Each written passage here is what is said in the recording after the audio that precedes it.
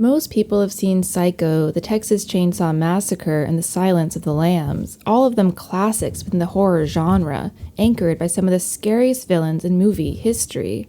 But what many don't know is that the terrifying killers depicted in all three of these iconic films were actually inspired by the same real-life murderer, Ed Gein, the Butcher of Plainfield.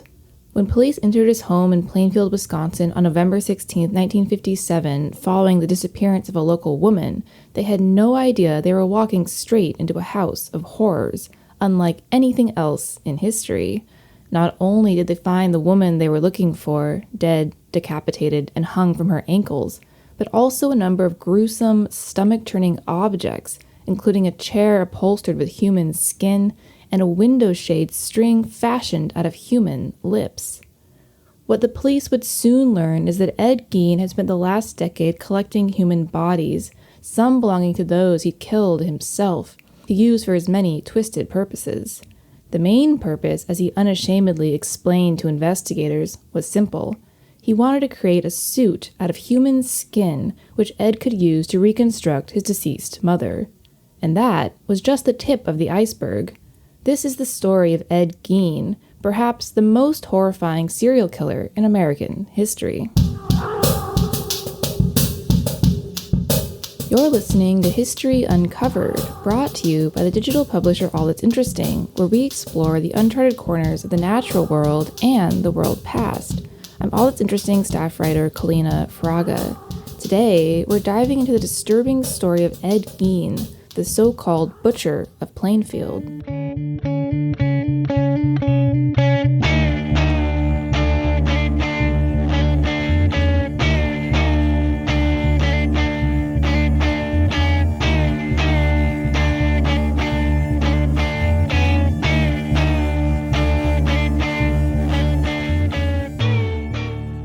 Like Norman Bates, the disturbing killer at the heart of Alfred Hitchcock's 1960 classic Psycho, Ed Gein was obsessed with his mother, Augusta.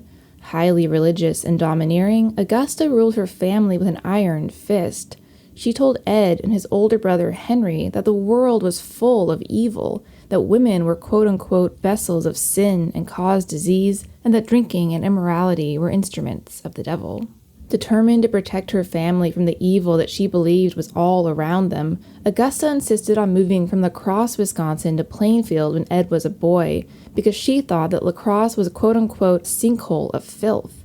In Plainfield, she also demanded that the family relocate to an isolated farm outside of town because she adamantly believed that living in town would corrupt her two young sons. As a result, Ed only ever left home to go to school, where he seemed to find confirmation of his mother's dire warnings. Ed didn't fit in with the other children. He had a lazy eye, a speech impediment, and was generally socially awkward. His classmates later remembered that he'd sometimes burst into random fits of laughter, as if amused by some private joke. But if Ed felt badly about his treatment in school, he didn't get much sympathy for it from his parents. His mother insulted him when he came home in tears, and his timid, alcoholic father, who died in 1940, hit him. Plus, any efforts on his part to make friends only resulted in further punishment from Augusta. And yet, despite all this, Ed adored his mother. Unlike his brother Henry, who sometimes stood up to her domineering ways, Ed seemed to embrace her harsh worldview. So, it's perhaps no surprise that Henry was likely Ed's first victim. In 1944, when Ed was 38 years old, he and his brother went to work in the field near their farmhouse, but while burning vegetation, their fire got out of control. The fire department arrived to help them put out the blaze, and Ed told the firefighters that his brother had gone missing during the chaos. Henry's body was found that night, but although he had mysterious bruises on his head, his death was ruled an accident. It was only in later years that authorities began to wonder if something else had happened out there in the field. For about a year after Henry's death, Ed lived alone with his mother in their farmhouse. Then, in 1945, Augusta died too, and Ed Gein began his true descent into madness and murder.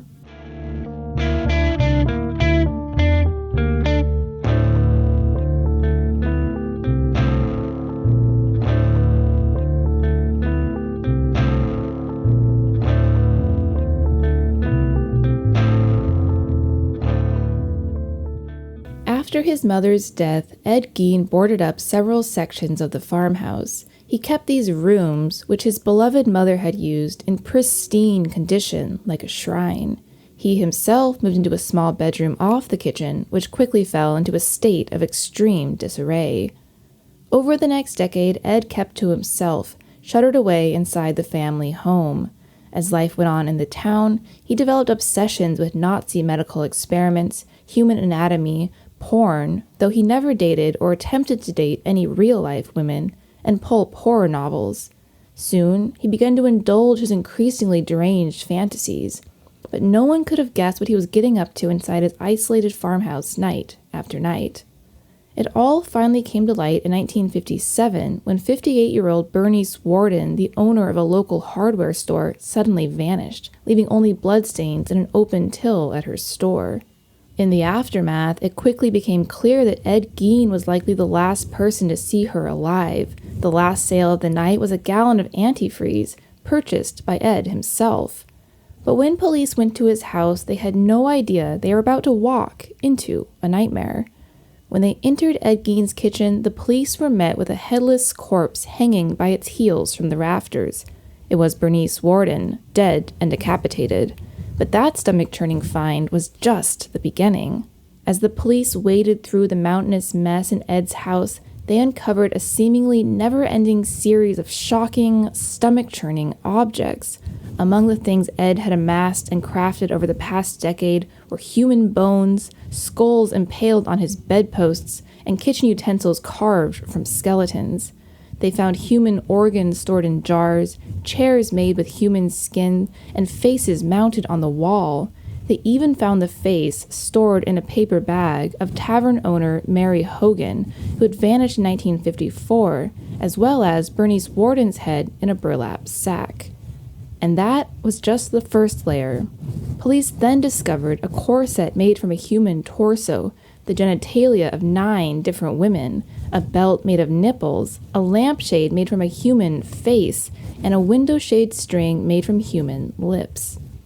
Ed readily admitted to the police that he'd collected most of the body parts during dozens of expeditions to 3 graveyards, which he described as visiting in a daze starting 2 years after Augusta's death. He'd been searching for bodies that he thought resembled his mother. Indeed, Ed's goal, it seemed, as later depicted in the Texas Chain Saw Massacre and the Silence of the Lambs, had been to wear human skin. With a skin suit, Ed believed that he could live inside his dead mother. Meanwhile, he wore the gruesome items he made while dancing in the Wisconsin moonlight. Following the police search of his property, Ed Gein was arrested, and his family's farmhouse was boarded up. But his story doesn't quite end there.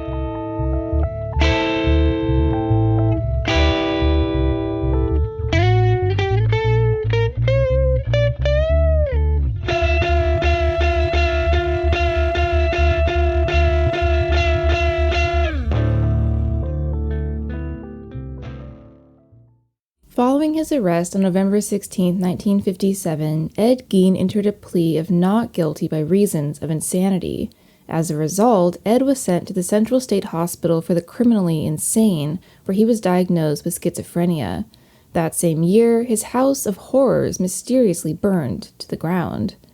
At the hospital, Ed put his dubious skill set to good use. He worked as a mason, a carpenter's assistant, and even as a medical aide. Apparently, in the last 10 years, he'd learned a thing or two about both construction and the human body. But 10 years later, Ed was deemed fit to stand trial.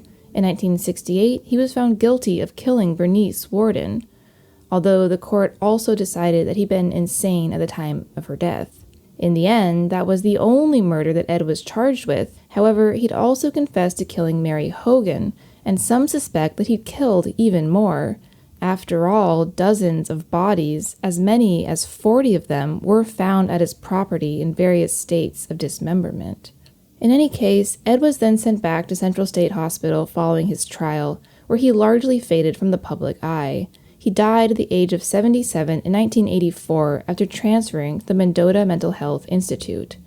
His legacy, however, has long outlived him.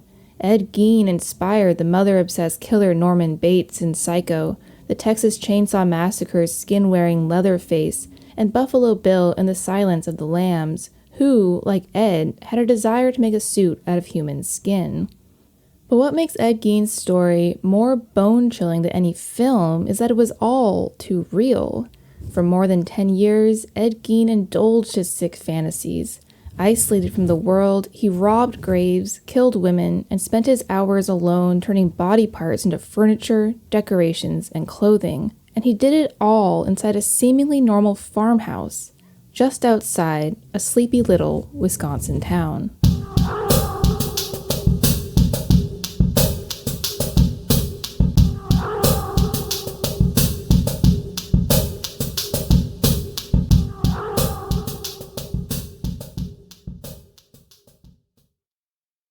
Thanks for listening to History Uncovered.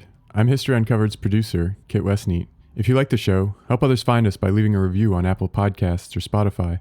And be sure to follow the All That's Interesting and History Revealed pages on Facebook and Real History Uncovered on Instagram. Make sure you don't miss out on the new episodes and subscribe to the History Uncovered podcast. And keep up with our latest stories at allthat'sinteresting.com. If you have a question about the show or just want to say hi, feel free to call us at 929-526-3029. or email us at podcast@allthat'sinteresting.com. This podcast is part of the Airwave Media Podcast Network. Visit airwavemedia.com to listen and subscribe to their other fine shows like Legends of the Old West and Redacted History. Until next time, keep exploring.